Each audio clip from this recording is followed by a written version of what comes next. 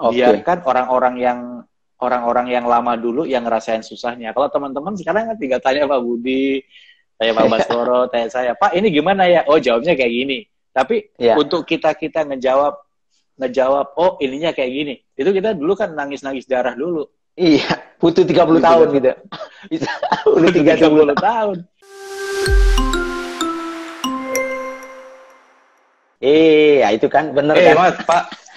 Iya, ternyata emang harus sama handphonenya wanita. Makasih ya, Bunda. Ini Celaka ini. my CFO yang paling ini, yang ya siap Betul. sedia dimanapun. Di mana aja? Di rumah aja atau gimana nih? Keluar juga? Enggak, hari ini saya khusus tidak keluar kemana-mana supaya standby untuk ini, untuk apa namanya, bisnis ID. Hari ini aja, biasanya kalau kemarin sih udah keluyuran gitu kan. Kelurahan pakai motor gedenya itu ya. Masih keluru ya. Makanya aku mikir juga nih. Undang Mas Adrian nih Sabtu Minggu nih, jangan-jangan dia lagi dengan mogenya ini keluar kota nih. Tiap minggu atau gimana nih jalannya? Enggak, kalau misalnya cuman city ride itu minggu pagi ya. Tapi hari biasa saya juga kadang-kadang kalau ya janjian sama teman-teman atau siapa, saya juga kalau jaraknya lumayan deket, saya pakai motor lah ya gitu. Tapi hari-hari lainnya saya banyakkan pakai Gojek sama kereta, Pak, sebetulnya. Oh gitu? Iya, kalau di kantor Jakarta maksudnya? kan susah lah. Kenapa? Iya. Ke kantor maksudnya? Ya, kantor saya kan udah di rumah. Jadi oh iya, sekarang, iya. Jadi sekarang kantor saya dari mana-mana, pokoknya di situ ada kopi, di situ warung kopi, di situ kantor saya aja kan gitu. Betul. Jadi kita ini apa ya? Kita akan coba mengenal lebih jauh lah sama Mas Adrian ini. Ya. Oke, kita mulai aja ya, Mas Adrian ya. Saya kenalkan dulu ya. Oke, selamat sore teman-teman semua yang sudah hadir, yang luar biasa ya. Apalagi yang sudah hadir dari mulai pagi sampai sore. Waduh. Jadi kemarin itu apa ya? Ada yang apa? Dari 8.30 saya itu dengan Mas Baskoro gitu. Kita ada mentoring ya 1,5 jam dengan 5 orang pagi tadi 8.30. Kemudian kita ada bisnis forum ya seperti biasa lah. Mas Adrian juga sudah pernah ngisi ya. Tadi soal value creation. Kemudian jam 1 tadi sudah tutorial bisnis ID dengan modul yang pertama kita, Smart Business Map. Oke, congratulations ya Pak. Ya, thank you. Pak Budi, Pak Baskoro dan bisnis ID udah launch. Yes. Ya, tapi tentunya kita berharap sekali tentunya panel expert ini juga berbagi ilmu nih di sini. Amin, insya Allah. Amin. Insya Allah, siap. Oke, teman-teman, terima kasih. Ini adalah program tambahan tentunya adalah karena kita juga sudah mulai tentunya membuat kelas dan modul-modul yang baru. Ya, tentunya kita juga ingin memperkenalkan ke teman-teman para panel expert bisnis ID ini siapa saja sih kan gitu. Nah, beberapa hari ini kita sudah mulai kenalkan. Yang pertama, kemarin itu 4 hari yang lalu, Pak Roy Suraji. Ya, tentunya Mas Adrian juga kenal sama beliau. Kemudian ada Pak Dodi Nurzani, kita sudah kenalkan juga. Ya, yang kemudian ada Pak Edi Kemenadi. Ya, kemudian kemarin dengan Pak Baskoro Hadi ya. Nah sekarang ada Baskoronya juga, tapi ini dibalik nih Adrian Baskoro ini. Untungnya nama saya Adrian Baskoro, jadi bisa disingkat AB. AB tapi kalau Pak Baskoro itu BS ya. BS. BS itu bisa juga bullshit itu. Iya. Tapi bukan BS kalau dia B apa gitu kan? Karena hari Sukatmo belakangnya gitu. Iya, betul. Jadi saya nggak berani ngomong lah Pak. Iya. Oke, jadi saya kenal dengan beliau ini sudah lama ya, dan juga saya tahu ya karir profesionalnya luar biasa ya, sudah bekerja di banyak sekali perusahaan-perusahaan yang besar, yang sedang Indonesia, asing bekerja di Indonesia, lama di luar negeri juga ya, kemudian balik lagi, dan tentunya banyak sekali pengalaman yang bisa kita tap ya dengan beliau ini. Jadi tapi daripada saya yang ngomong, ya mending Mas Adrian ya cerita sedikit personally ya, personal life, kemudian juga tentunya professional life-nya. Kira-kira gimana nih perjalanannya Mas Adrian sekarang ini? Ya, jadi gantian ya. Saya Ya, kasihan nih Pak Budi udah dari jam setengah 8 pagi kan. Ya, nggak apa-apa lah. ngomong terus gitu. Saya paling tidak ya, saya ngebayangin lah gitu kan, gitu ya. Oke, terima kasih Pak Budi, Bisnis ID, Pak Baskoro, dan selamat sore teman-teman semua. Eh, Terima kasih waktunya saya bisa share sama teman-teman di sini. Ya, kalau secara personal dan profesional, kalau personal itu saya adalah seorang kepala keluarga, satu istri dan 3 anak. Saya mesti hati-hati nih ngomongnya, kalau nggak ketukar gitu. Satu istri dan 3 anak. Ya, saya belum bisa Oke. dibalik, belum bisa gitu kan. Belum dulu ya. Oke. Belum. Terus kemudian ya saya basically as a personal itu saya selalu punya punya habit atau karakter saya itu going anywhere, looking something new and doing something new gitu. Oke. Jadi itu yang Adventurous lah. selalu membuka adventures. Jadi dan itu baik personal maupun jadi profesionalnya saya juga seperti itu ke bawah karena itu jadi DNA-nya saya crafted gitu ya. Ya. Nah, terus kemudian dengan begitu saya berkarir. Kalau yang terakhir ini saya kalau disebutin malu, cuman saya udah 10 perusahaan, jadi kayaknya ini tukang lompat-lompat perusahaan apa gimana, tapi nanti saya share masing-masingnya. Terus kemudian saya secara personal juga suka activities apa namanya di luar ya, outbound activities, tapi juga tidak, apalagi sekarang itu tidak menutup kemungkinan kita mesti ketemu orang itu sekarang harus discuss, harus ini semuanya gitu kan ya. Ya, di betul. satu ruangan penuh gitu. Mesti duduk, Zoom, segala macam ya. Zaman sekarang tuh banyak meetingnya gitu kan. Ya.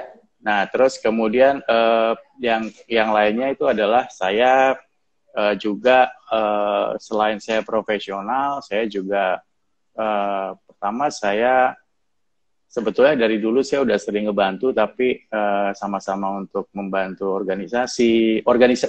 Umumnya saya senang berorganisasi sih, intinya sih itu. Nah, terus kemudian mulai tahun berapa Pak ya?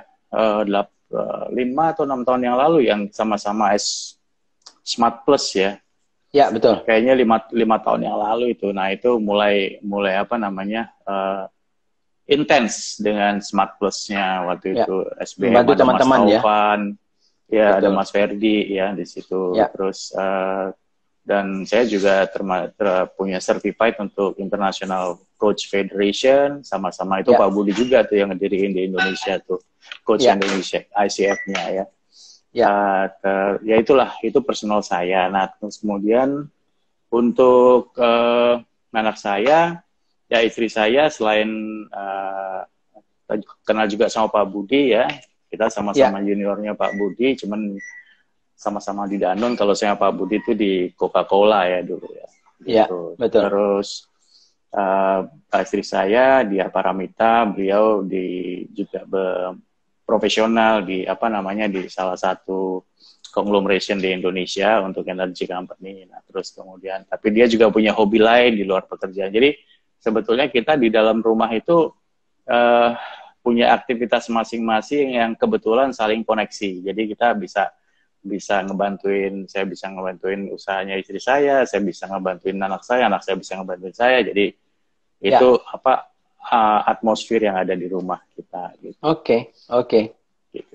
Jadi itu adalah personal saya. Ya, terus kemudian dari situ pertama kali saya bekerja itu di Indo. Mungkin dulu Pak Budi pernah ingat ya ada namanya Peter's Ice Cream ya, zaman dulu ya. Betul. Itu saya menjadi delivery man Pak. Oh iya. Saya pertama kali tuh jadi delivery man. Jadi kalau siapa punya ya waktu itu ya? Itu masih Peter's International. Jadi masih dari Australia, tapi kemudian kerjasama dengan Australian Indonesian Milk atau Indomilk. Ya, betul. Nah, itu terus selesai dari sana saya bekerja, saya resign, terus saya masuk ke Indofood. Nah, di Indofood itu saya sebagai branch manager di beberapa provinsi, dan saat itu saya termasuk branch manager yang termuda karena saat itu angkatan BM saya itu udah 40 ke atas. Saya umur 24 tahun itu sudah jadi BM gitu. Branch manager ya. Paling culun Branch ya. manager. Paling culun itu saya, udah anak muda, kecil gitu kan. Jadi udah jadi branch manager ya. Tapi artinya itu udah saya jadi mulai dari BM di Jawa Tengah, Jawa Barat, kemudian Jawa Tengah, Jawa Timur, dan terakhir itu Jabodetabek gitu. Oke. Jadi itu. Nah, dari Indofood kemudian saya pindah ke Simplot, itu afiliasinya McDonald dulu. Simplot, Ya, distributornya ya. Aninya supplier logistik. Yes, DC-nya, di distribution center-nya. Di situ saya belajar total mengenai, kalau di Indofood itu di setiap company yang saya masuk itu sebetulnya selalu ada wisdom, selalu ada experience saya pelajarin gitu. Oke. Jadi di masing-masing company, kalau di Indofood tadi saya belajar mengenai bagaimana sih sebuah conglomeration itu punya ekosistem. Tapi saat saya baru pertama kali bekerja itu belum terstruktur itu yang namanya planning, belum terstruktur yang namanya career path, career strategy itu belum struktur. Ngikutin aja gitu? saya, mengikuti ya. Itu jadi, karena perusahaannya yang belum atau karena memang Mas Adrian yang tidak seperti itu? Karena saya tidak seperti itu. Modal saya cuma satu Pak waktu itu, can do mindset. Pokoknya sikat aja. Sikat aja dulu, masih 23 tahun, 22 tahun, hajar aja dulu. Disuruh jadi BM gitu kan, suruh ini. Tapi proses untuk kesananya memang tidak smooth ya, karena kan pada saat saya jadi salesman itu, delivery man itu, salesman, saya siang kerja, malamnya kan kuliah. Jadi karena saya pikir memang harus begitu kalau misalnya mau acceleration gitu kan ya.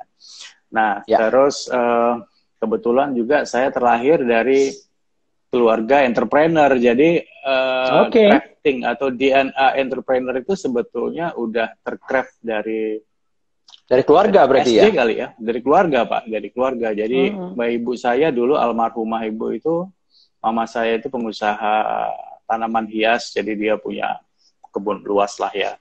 Jadi dia rental tanaman kan. Jadi saya kalau saya hari libur nganterin tanaman ke kantor ya, rental gitu, rental ya gitu. Kalau orang tua saya dulu kebetulan importir untuk dairy product, jadi fresh milk, daging, butter segala macam itu nggak asing lagi lah. Dairy product itu untuk saya nggak asing. Distribution sebenarnya juga nggak asing untuk saya. Jadi dari kecil sebetulnya kalau ini. Dan kemudian dulu saya kalau nggak ikut jaga kantor, nggak ikut ngirim-ngirim barang, kalau kecil itu saya nggak dapat uang saku Pak dari orang tua saya. Iya betul. Jadi kalau mau ya kamu mesti ikut ngirim-ngirim gitu loh, baru dikasih uang saku. Itu learning yang pertama. Terus kemudian tadi dari Simplot, dari saya pindah ke Coca-Cola, ketemu Pak Budi waktu itu ya.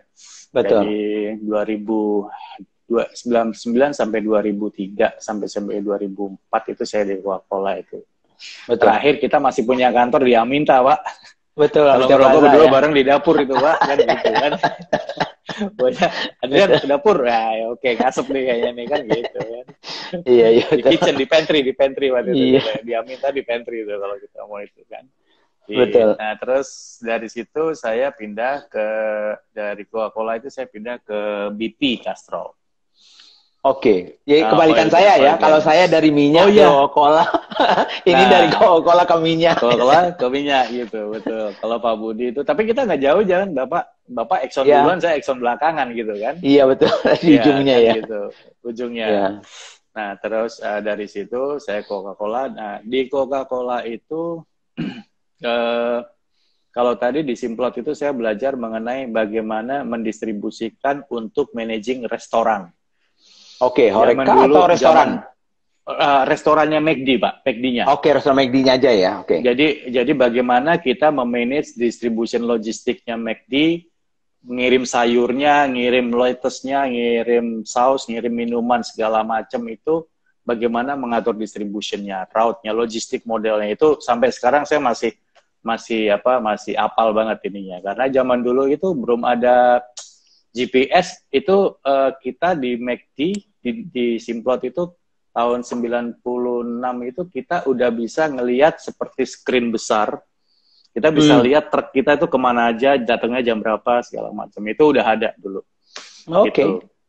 Gitu udah ada. Jadi model itu sekarang sebetulnya yang dipakai oleh para startup untuk logistik, Pak Bangsa. Ada Si Cepat, Paxel. Betul, GPS. Jadi, ya. Betul. GPS, atau kalau sekarang lebih keren lagi RFID kan. Jadi kalau misalnya truk yang udah masuk gitu udah ketahuan.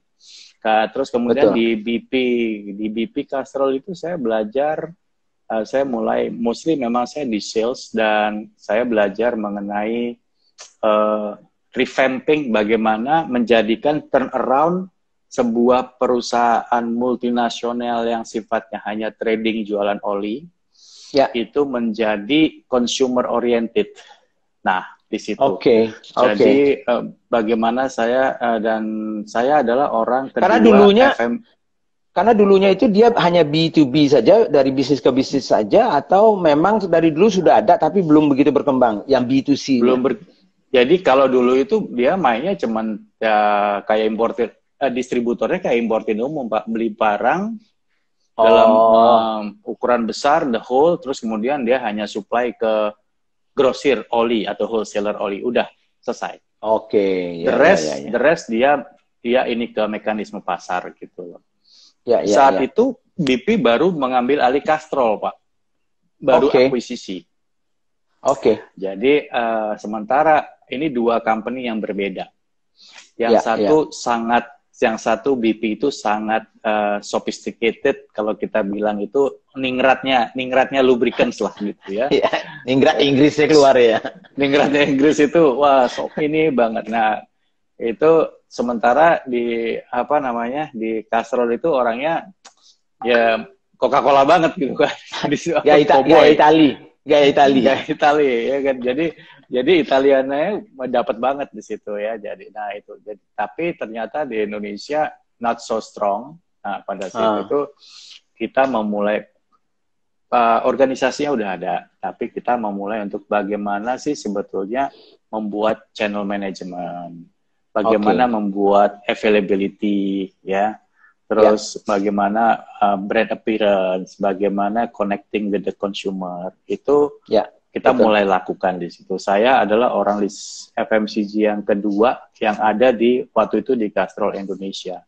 Orang FMCG yang ketiga. Jadi memang saat itu kita memang luar biasa turnaround-nya, karena harus meyakinkan sampai dengan regional bahwa sebetulnya oli lubrikan itu sebetulnya juga termasuk consumer good. Cuman bedanya dia bukan perishable, dia tidak habis dipakai ya kan, tapi dia good point itu. Jadi karena gini, satu explanation saya yang mereka akhirnya bisa terima adalah kalau kita beli, saya pakai perumpamaan waktu itu Coca-Cola, atau soft drink, kalau Anda usernya motor di Indonesia itu banyak, 2 jutaan lebih gitu kan ya.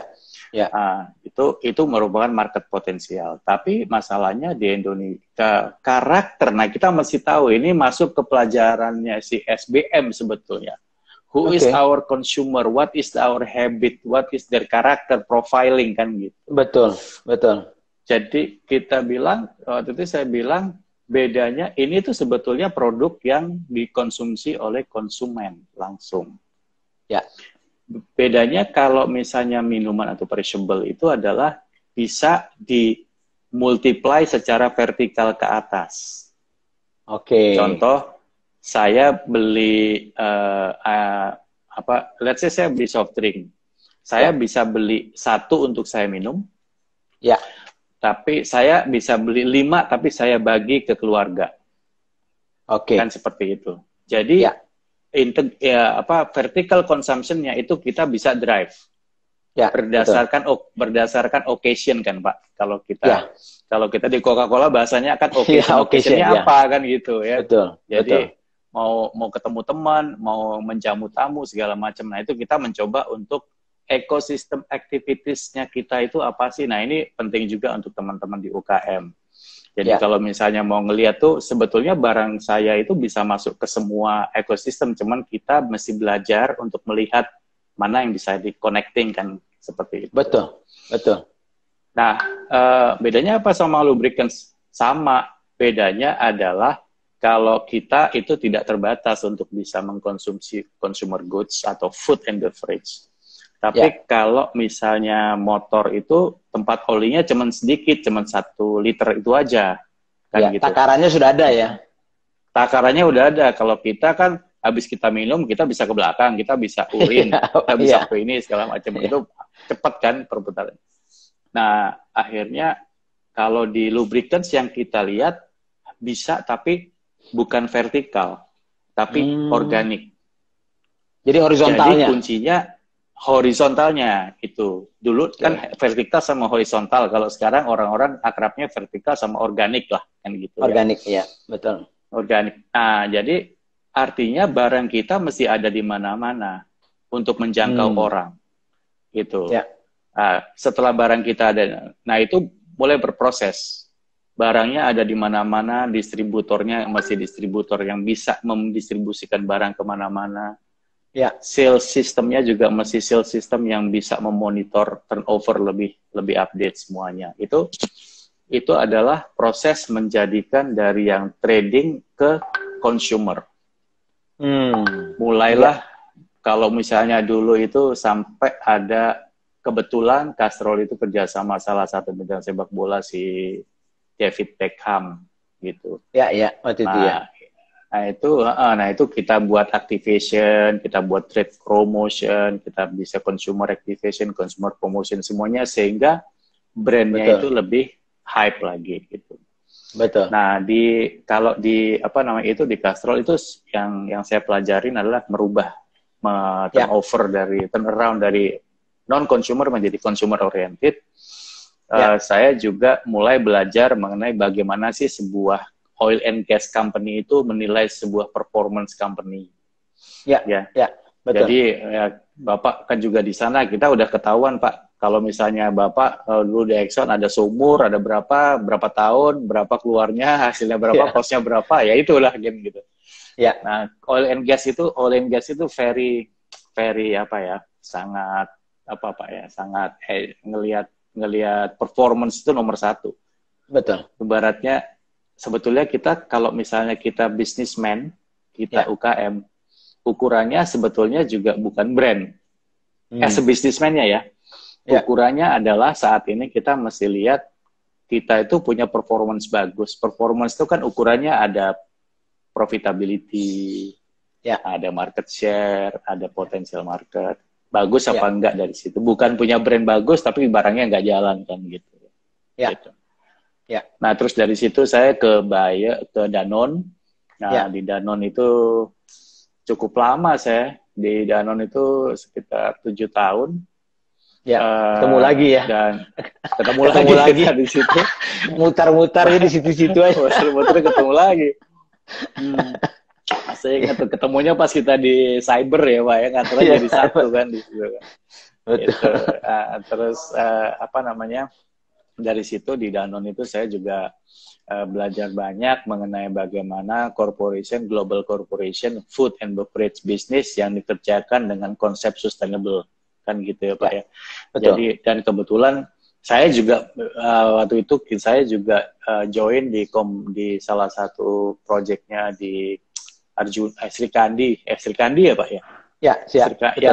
Sri Kandi ya yang itu untuk karena kan tempatnya Pak Budi itu Sari Usada itu market share-nya besar banget, Aqua market share-nya besar banget, apa yang kita bisa combine di situ gitu kan ya. Betul.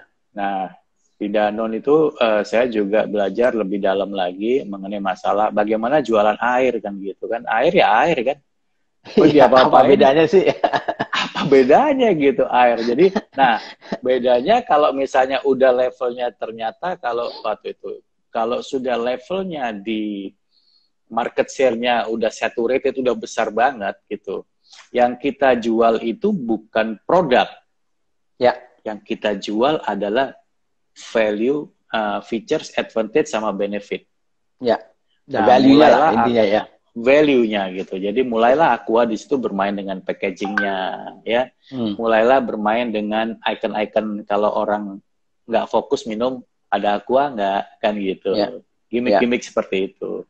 Tapi juga kenapa kita perlu meremajakan Aqua, karena waktu itu saya sempat discuss sama teman-teman brand juga marketing. Aqua itu kalau dibiarin aja 10 tahun ke depan itu akan menjadi orang tua yang bijak. Jadi kaku gitu ya. Sementara kita punya bonus demografi itu 30-40% marketnya anak muda kan gitu. Betul.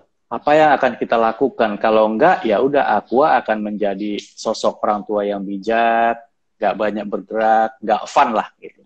Ya, gitu. Betul. Nah, itu belajar mengenai bagaimana kita mendistribusikan brand Aqua itu masuk ke millennials, ke youngsters, packagingnya dirubah, message-nya dirubah, gitu. Betul. Gitu. Jadi terus ada juga ya dari situ saya masuk, pindah, saya sempat ditugaskan ke beberapa, termasuk ke ada di China, terus kemudian saya jadi di China itu waktu itu lama juga kan waktu itu di China kan? Saya ingat banget waktu itu. Itu sekitar 3 tahunan di sana. Terus bolak-balik plus bolak-baliknya ya, karena 2 minggu di sini, 2 minggu di sana itu. Jadi di China itu pengen belajar mengenai bagaimana Aqua itu bisa menjadi nomor 1. Betul. Gitu. Betul. Waktu itu kalau misalnya di Aqua Indonesia saya sempat membuat namanya Aqua Ladies. Aqua Ladies itu sebetulnya micropreneurship. Womanpreneur ya. Womanpreneur yang di womanpreneur. Betul. Jadi kita kerjasama untuk bagaimana ngejualin susunya SGM di tempat kita gitu kan. Jadi jadi kita kolaborasinya kayak gitu. Jadi bagaimana menjadikan seorang ibu rumah tangga saat itu menjadi ambasadornya Danone atau Aqua. Nah, kita mulai waktu itu 15, sekarang udah kurang lebih 10.000. Wow. 10.000 Aqua Ladies. Jadi, di seluruh Indonesia? Di seluruh Indonesia gitu loh. Jadi kalau istilah anak-anak muda sekarang ini resellernya lah. Resellernya. Nah, kenapa gitu? Waktu itu ada teman saya nanya, kenapa sih bikin itu? Jadi saat itu ada suatu masa di mana Aqua itu diserang sama air minum isi ulang, Pak. Iya, betul. Isi ulang waktu itu. Kan isi ulang. Galonnya pakai Aqua, isinya bukan Aqua. Kan gitu. Betul. Harganya lebih murah. Nah, kalau misalnya kita hanya mengandalkan untuk menggantungkan kepada toko untuk cerita mengenai volume, kualitas Aqua segala macam, toko nggak peduli, Pak. Sangat nggak peduli toko. Jadi akhirnya kita melatihlah ibu-ibu itu untuk menjadi ambasadornya kita. Kita jadiin mereka businesswoman, mompreneurs, ya kan, womanpreneurs, kita ajari total. Jadi sebetulnya kalau zaman sekarang itu kita ajarin mereka itu jadi dropship. Ya, dropship atau reseller? Jadi reseller kalau yang sekarang. Kalau sekarang reseller namanya ya. Ya, sekarang tapi resellernya adalah dedicated ya, khusus untuk Aqua. Eksklusif ya. Jadi eksklusif untuk itu. Reseller. Dia nggak boleh jual yang lain kan gitu ya. Nggak boleh gitu. Dia hanya boleh jual ABG, Aqua, beras dan gas. Gitu. Oke, ABG ini keren juga ABG. Iya, ABG. Tapi ABG itu kayaknya bahasa kita itu. Bahasa anak sekarang nggak tahu ABG itu apa. Kita juga ABG, Pak. Aku baru gocap kan sebetulnya. Oh, gitu. Iya, gitu. Jadi sebetulnya apa yang dilakukan kita saat itu reseller itu sebetulnya saat itu kita udah lakukan. Bapak di mana namanya, di Sari Usada dengan Sri Kandinya dengan midwife itu betul. Sebetulnya kita udah, cuman bedanya kalau milk industries itu kan very regulated, Pak ya. Bidan kan nggak boleh jualan gitu. Betul. Nah, dari situ kita berkolaborasi gimana caranya supaya kita bisa merujuk ke bidan itu atau bidan itu bisa merujuk ke Aqua Ladies gitu. Betul. Jadi sebetulnya konsep itu tuh sekarang udah ada. Sama kalau misalnya tanya, apa bedanya Coca-Cola 100 tahun yang lalu sama sekarang? Nggak ada. Bedanya nggak ada. Botolnya sama, warnanya sama, Rasa sama juga ya. rasanya sama. Yang ada itu, yang kalau teman-teman lihat, bukan produknya yang ditweak, bukan produk. Ya. Tapi occasion-nya, ekosistemnya, message-nya. Values-nya ya juga mirip-mirip ya. Nggak jauh-jauh. Betul, ya. Betul. Jadi itu pelajaran juga lah. Gitu. Ya. Nah, terus dari situ saya pindah ke Bayer farmasi ya. Saya kebanyakan tugas ke Jerman waktu itu. Mostly karena Bayer di Jerman ya. Betul. Jadi ini juga. Jadi kita tuh sebenarnya waktu itu sebagai orang Indonesia bangga. Ya.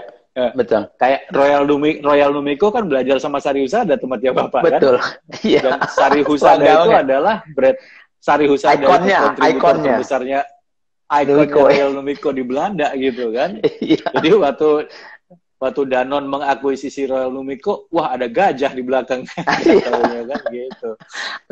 Tahu dia gitu kan. Dan saya kalau ke Belanda itu saya jadi raja gitu. Betul. Disembah-sembah gitu. Disembah. 70% ada di Indonesia soalnya kan kontribusinya.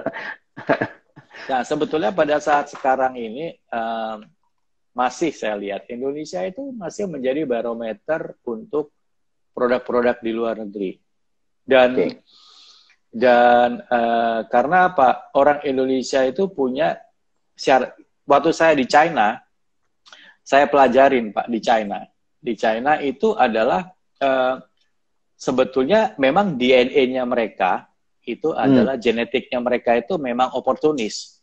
Ada 3 hal yang saya pelajarin dari orang budaya, culture-nya orang Cina.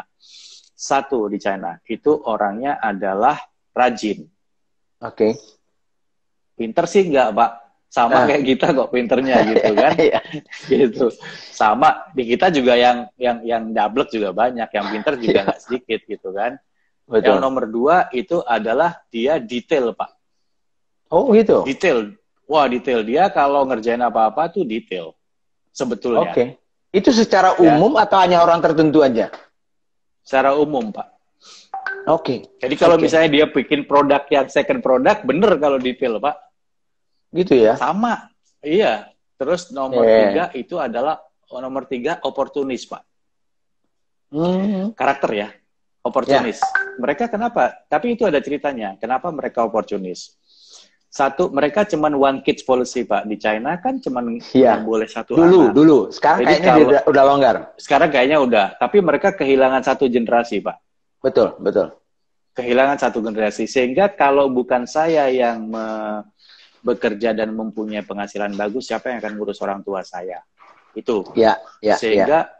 Sehingga fighting spirit-nya di sana, saya pikir tadinya karena di sini aja kayak orang Padang, di mana-mana ada pengkolan pasti buka rumah makan Padang gitu kan. Saya pikir dari China itu karena mereka perantau, tapi ternyata enggak. Di negaranya pun sendiri mereka tuh fighter sama sesama warga. Nah, yang kedua adalah quality, detail. Kalau opportunity, kalau misalnya kita bisa bikin produk yang bagus di China ya, saya sebagai warga negara China, saya punya produk bagus, sophisticated dan bisa dibeli orang. Itu ada jaminan, Pak, 500 juta orang beli produknya Bapak. Iya, gede banget. Gede banget, makanya di sana itu kalau misalnya orang invent barang, invent produk, invent sistem, invent apapun, begitu dia jual, replicate aja, itu dia cepat kaya, Pak. Nah, begitu kaya, duitnya banyak, investasi kemana? Investasinya ya ke apartemen, investasinya itu yang ada di mereka. Kalau kita di sini kan nggak sebanyak mereka volume penduduknya. Mereka 1,3 M, kita 250-an kan gitu ya. Betul. Nah, tetapi bedanya Indonesia sama China, vertikalnya kita lebih banyak dari mereka, Pak. Vertikal. Oh gitu ya? Karena jadi consumption-nya artinya konsumsinya. Jadi konsumsinya nggak sebanyak kita kalau gitu. Nggak sebanyak kita, Pak. Kalau misalnya mereka kan cuma punya 1 anak. Kita di sini kan satu keluarga punya ke-11, Pak, anaknya, Pak. Gitu kan. Iya, betul. Maksudnya lebih dari 1. Jadi consumption per kapita, consumption per head, consumption per family-nya kita lebih besar dari mereka. Sebetulnya. Jadi makanya banyak orang yang masuk ke Indonesia. Kuncinya di situ. Ya, ya. Nah, sementara kita kadang-kadang kita tidak melihat apa yang kita punya gitu. Nah, terus Ya, ya. itu di China. Kemudian dibayar itu saya belajar mengenai kembali dibayar itu sebetulnya Indonesia saya dibayar itu mesti sharing ke Jerman, ke headquarter di sana. Gimana sih bayar Indonesia yang namanya kalau Bapak tahu CDR, Redoxon, Ya, Redoxon ya. vitamin C. Itu Ya. CDR itu bukan produksi, bukan brand internasional. Ya, Kayak ya. Rinso Unilever di Indonesia. Bahwa Betul. kita cari Rinso itu di mana-mana nggak ada, Pak. Ya, betul. Local brand. Atau kayak Denko, susu Denko itu hanya ada di Indonesia brandnya kan, Pak. Ya, betul. Di luar negeri nggak ada gitu. Nah itu Ya. bagaimana Indonesia itu bisa punya distribusi memang. Jadi Indonesia itu sebenarnya punya potensi. Itu setelah saya belajar di network di global company ya di multinasional. Ya, Nah dari situ saya pindah ke Fonterra, ke Samsung, terakhir kemudian ke Exxon dan terakhir di properti di salah satu properti conglomeration Lipo Karawaci. Ya. Ya. Jadi di situ apa yang saya pelajarin tuh sebetulnya kenapa saya dulu ditanya kenapa mostly kerjanya di national company ke kebanyakan multinasional. Jadi saya waktu itu punya aim. Nah, saya udah mulai terstruktur waktu itu. Kalau saya mau mempunyai internasional karir, Indonesia itu kedepannya, dulu saya tahun 95-an saya mikirnya Indonesia ini kayaknya berkembang dan bahkan banyak dan akan banyak perusahaan asing. Kalau saya mau berinteraksi dengan orang-orang asing, saya mesti masuk perusahaan multinasional. Itu kuncinya. Mulailah saya di situ masuk ke Simplot, masuk ke Coca-Cola. Mostly perusahaan saya setelah Indofood itu Simplot, Coca-Cola, Danone, Bayer, Fonterra, Exxon, Samsung. Itu semua memang multinasional gitu loh.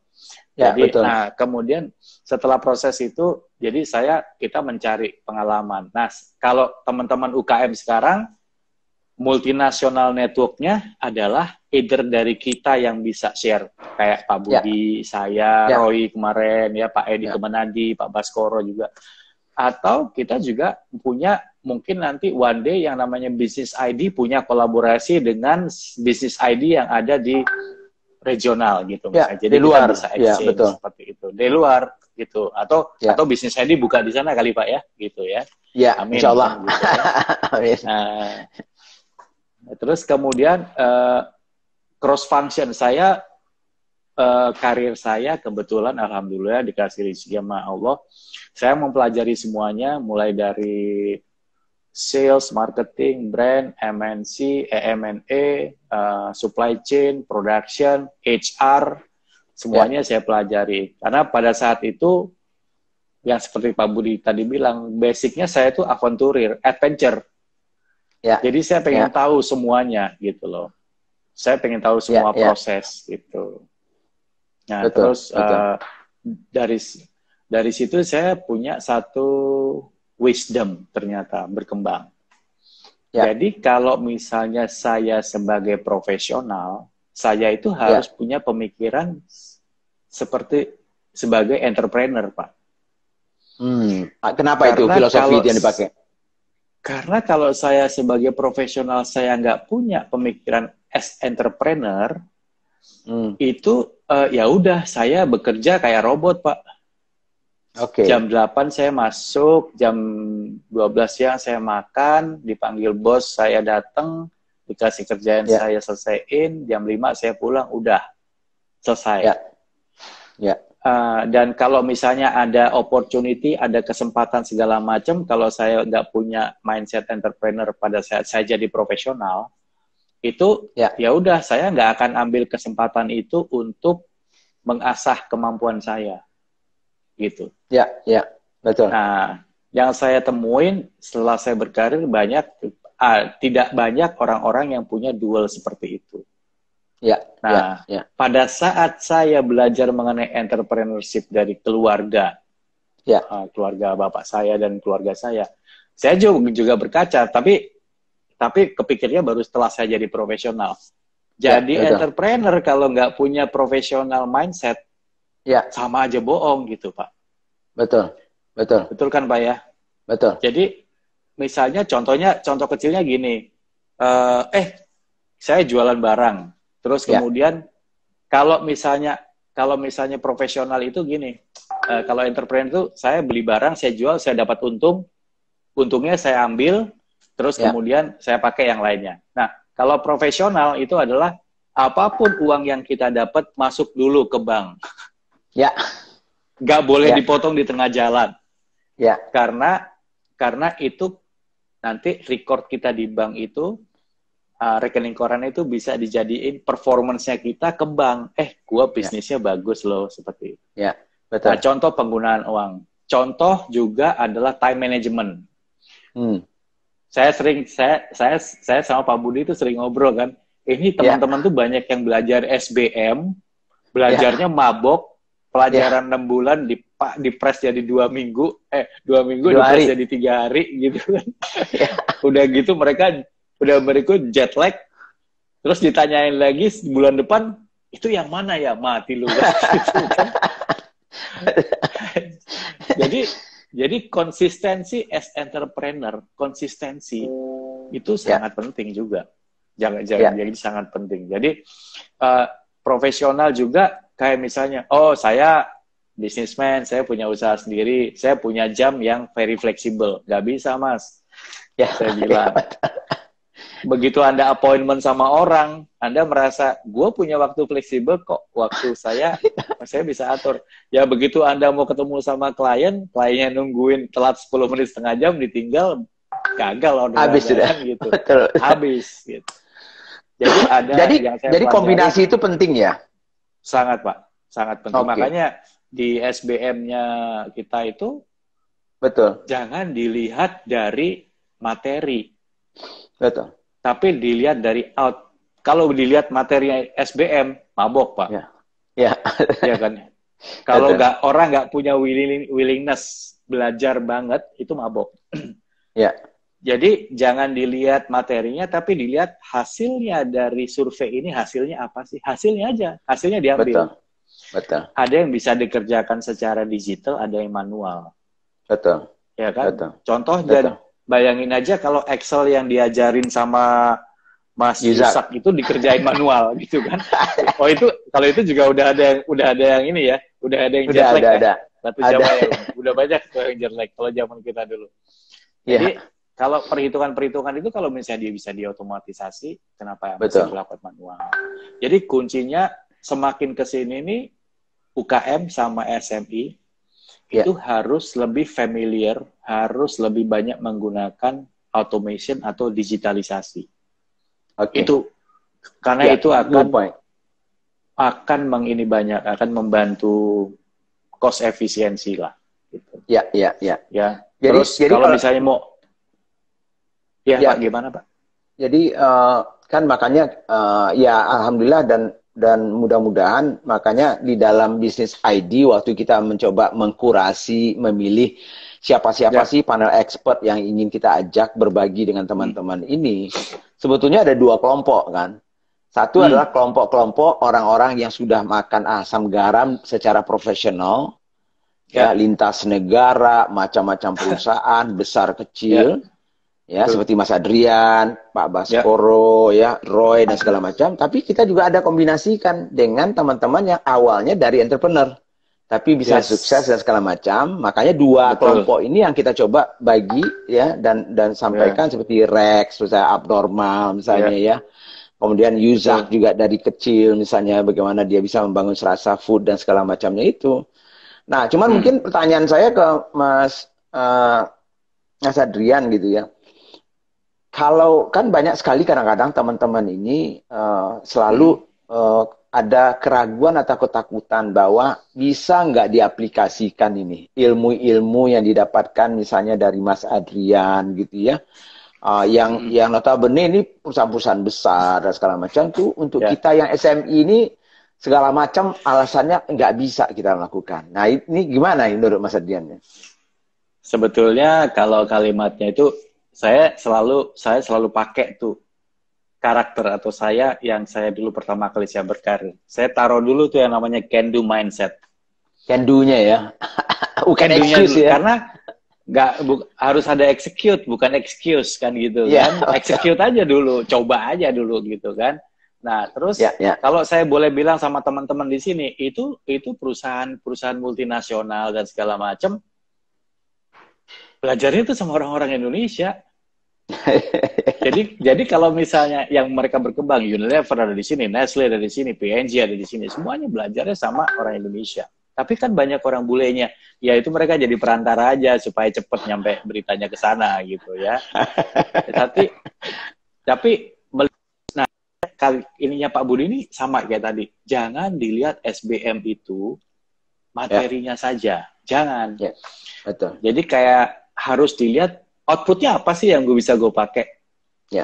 Jangan dilihat gitu. Jadi kayak misalnya banyak teman-teman bilang, Pak sekarang distribusi itu susah ya. Waduh. Saya kalau ngomong distribusi itu saya 10 tahun yang lalu, sekarang ngomongnya udah RTM, road to market gitu kan. Dan distribusi itu nggak cuma mindahin barang dari satu titik ke titik lain. Distributornya mesti belajar, ada people, ada proses, ada performance. Jadi kalau teman-teman nanya, bisa nggak sih Pak diaplikasikan? Sekarang saya balik nih sama teman-teman. Saya kasih contoh 3 brand tadi Pak. Aqua itu brandnya lokal Pak. Ya, betul. SGM brandnya lokal. Ya, betul. Kan gitu, Pak. Betul. Denko itu nggak ada. Di Singapura, di luar negeri nggak ada Denko. Adanya cuma di Indonesia merek itu. Rinso itu adanya cuma di Indonesia. Dan itu dibangun dengan kekuatan lokal. Jadi kalau misalnya multinational company itu bisa membangun, maka kita juga bisa. Bedanya adalah timing. Bedanya gitu. Jadi bedanya timing. Dulu yang nanya Amazon bisa dibangun cepat, lama prosesnya. Ada proses belajar. Begitu kesalip sama Alibaba, Alibaba cuma nggak sampai 10 tahun, Pak. Karena ada proses learning. Nah, kalau teman-teman tanya, bisa nggak sih? Bisa. Yang harus teman-teman pelajarin itu adalah can do mindset. Pelajarin juga fail faktornya. Kalau teman-teman sudah ngajarin fail factor, gak usah lewat situ. Itu bisa mempercepat prosesnya. Biarkan orang-orang yang lama dulu yang ngerasain susahnya. Kalau teman-teman sekarang kan tinggal tanya Pak Budi, tanya Pak Baskoro, tanya saya, Pak ini gimana ya? Oh jawabnya kayak gini. Tapi untuk kita ngejawab, oh ininya kayak gini. Itu kita dulu kan nangis-nangis darah dulu. Iya, butuh 30 tahun gitu. Bisa udah 30 tahun. Sekarang kalau saya lihat, Mas, saya dulu belajar gini 10 tahun, sampai cuma nanya saya 10 menit. Kalau dulu Anda itu kalau Anda itu sekarang belajar 10 jam atau 10 menit aja masih nggak mau. Gimana belajar 10 tahun kayak saya dulu gitu kan. Ada proses gitu. Betul. Gitu. Itu good point. Jadi kita juga sebetulnya keinginan kita baik lewat bisnis ID dan saya tahulah Mas Adrian ini sudah sama kita cukup lama juga membantu teman-teman SME, Small Medium Enterprise, UKM ya. Niat kita sama-sama ingin memajukan Indonesia lewat entrepreneur ini ya, tapi itu poin yang bagus sih Mas Adrian bilang tadi itu. Kami memberikan ilmu dan pengalaman kami ini yang sudah kami pelajari 20 tahun, 25 tahun, 30 tahun kan ya. Jadi cuman mengharapkan langsung hasilnya dengan belajar cuma 10 menit seperti yang dikatakan tadi itu. Apalagi kalau tidak dipraktekkan gitu ya, celaka lagi tuh. Nah, celaka lagi. Saya bilang sama Anda, saya cerita sama Pak Buni. Kita tuh, Pak, kemarin saya ketemu sama satu orang dari SBM, udah katam, semuanya udah diikutin tuh Pak, mulai dari SBM 1, 2, 3, SBM ini, BAC, segala macem. Tapi begitu saya tarik lagi, coba sebutin SBM nomor sekian, dia langsung jet lag tuh, hilang. Jadi sebetulnya kuncinya di Indonesia, kalau kita pelajarin ilmu seperti SBM, kuncinya satu, repetition, pengulangan. Praktek pengulangan ya. Udah gitu aja. Karena dari pengulangan itu hasilnya belum tentu sama. Oh, barangkali lebih bagus, lebih cepat. Ya kan? Tapi kalau kita tidak melakukan repetisi atau repetition, jangan harap. Jangan harap gitu. Makanya di SBM sendiri di beberapa itu kan ada yang namanya repetisi. Setiap 6 bulan ada yang refreshment, setiap 6 bulan ada yang refreshment. Berulang-ulang gitu. Ya, betul. Dan juga kan itu untuk menjadi expert itu kan banyak juga buku ya, kita melihat ya, kita mengatakan yang 10.000 ya.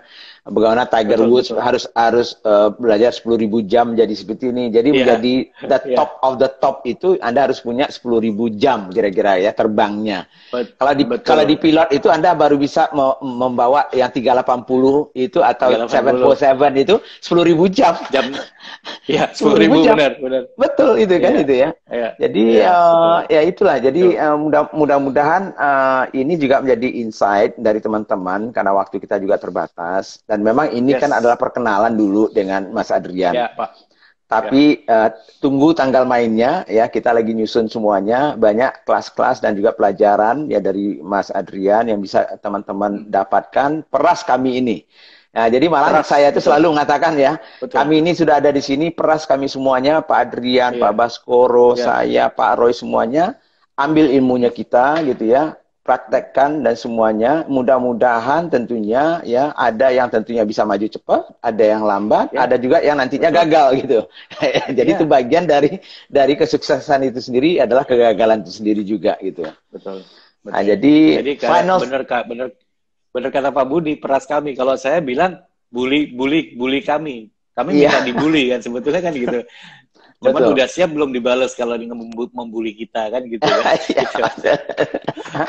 Final thought Mas Adrian ya untuk teman-teman para entrepreneurs yang masih kecil ini, apa nih pesan terakhir dari Mas Adrian sebelum kita tentunya nantinya memulai kelas-kelas dari Pak Adrian juga sendiri gitu.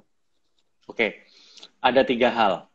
Ada 3 hal sebagai business owner, saya anggapnya SME UKM itu business owner ataupun sebagai profesional. Itu ada 3 hal. Pertama, kita mesti tahu punya faktor autentik. Zaman sekarang, kalau misalnya kita nggak punya authenticity, kita akan terlibat sama yang lain. Sama aja. Kan nggak autentik. Terus bedanya apa? Gue beli sama lo sama ini gitu. Nggak ada. Nomor 2 adalah bisnis kita itu harus spesifik. Ingat kata SBM itu nomor 8. Fokus ke apa yang Anda bisa. Jangan pengen di tap semuanya, jangan. Spesifik aja itu dulu gitu loh. Kayak sekali lagi karena ini Pak Budi dan saya itu di Danone, Sari Usada, itu fokus aja dulu di C-Class. Kalau Mercy keren C-Class ya. Tapi kalau kita C-Class itu sebetulnya ekonomi gitu kan. Menengah bawah gitu ya. Menengah bawah, fokus, nggak main-main ke atas. Nggak naik-naik ke atas, fokus aja di situ. Jadi spesifik nomor 2. Nomor 3, stay relevan. Jangan cuma sok-sokan. Relevan ya? Relevan, Pak. Relevan itu better than the best. Relevan itu better than the best. Karena kita mesti cari terus yang relevan gitu. Sekarang produk saya disukainya sama ibu-ibu. Lah ngapain lu promosiin ke anak-anak gadis remaja? Ya nggak masuk dong, nggak relevan. Nggak spesifik juga gitu kan. Jadi 3 hal itu. Nah, nyari orangnya juga, nyari organisasi itu juga gitu. Make sure orang yang direkrut teman-teman itu punya authentic talent dan dia punya specific skill dan dia bisa ngerjain relevance problem. Kalau enggak nanti habis bayarin gaji orang yang nggak jelas aja, Bapak Ibu.